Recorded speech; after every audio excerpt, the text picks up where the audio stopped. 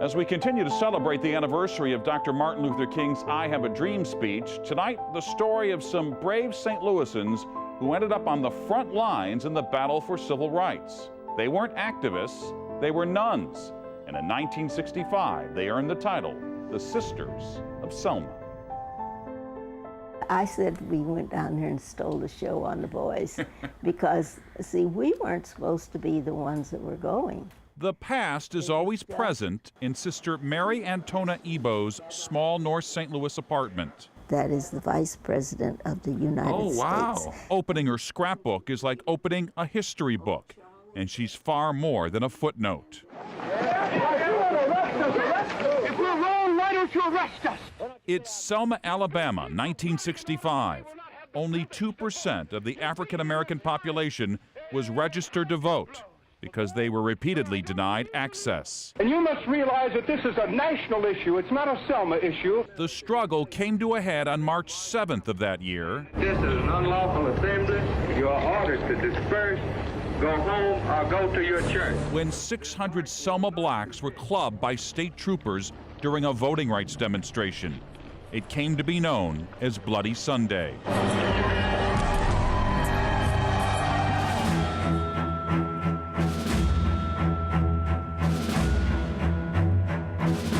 Just 2 days later, Sister Ebo was packing for Selma. All the people were calling in. Now, you know you don't know the Deep South. Go down there, stay with the group, and keep your mouth shut. Well, I couldn't imagine that. The St. Louis Archdiocese answered an appeal from Dr. Martin Luther King to join a voting rights march in Selma. 51 people made the trip, including 6 nuns. As the only African American, Sister Ebo knew there could be consequences. If we get arrested, I won't be with the rest of these sisters because they have segregated prisons even. Sister Barbara Moore was also aware of the risks. A few days after the St. Louis group was in Selma, she went with a delegation from Kansas City. Just the ride from the airport was eye-opening. Trucks with shotguns in the back, people standing on their porches, guns in their hands. In the 60s, in places like Selma, nuns were not allowed to participate in public activities. So the sight of these sisters stunned the locals. We are here from St. Louis to demonstrate, to witness our love for our fellow citizens in Selma. With priests by their sides, Sister Ebo and the other nuns marched down a Selma street before being stopped by police.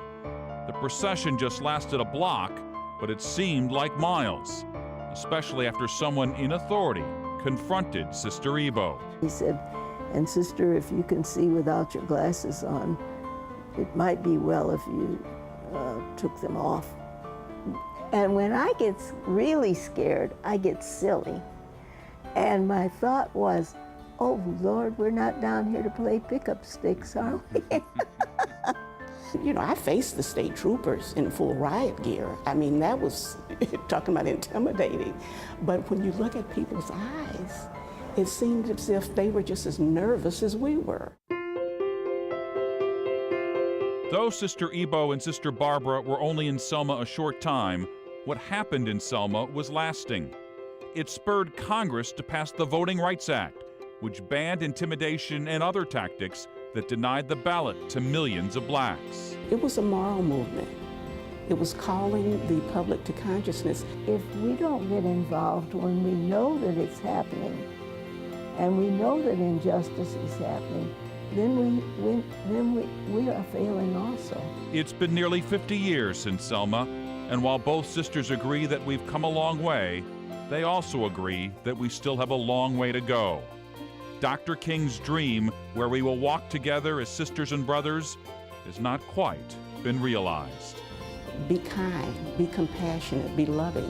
That's what we need. We don't need people who agree on everything, but we need people who are going to treat people with dignity and respect. It's kind of like on that night, the last night that he preached. And I've seen the promised land.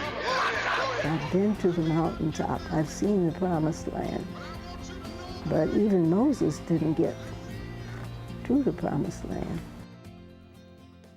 Sister Ebo admitted at first she was scared and didn't want to go to Selma, but says she had to go to see if she could help make a difference.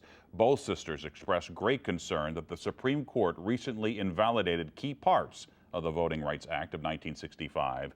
They're worried that we are regressing. On Tuesday, August 27th, we're going to bring you 50 Years of Change, Share the Journey. It's an hour-long special broadcast dedicated to taking a look back at the struggle, the speech, and the movement it sparked. That's Tuesday night at 7, right here on News Channel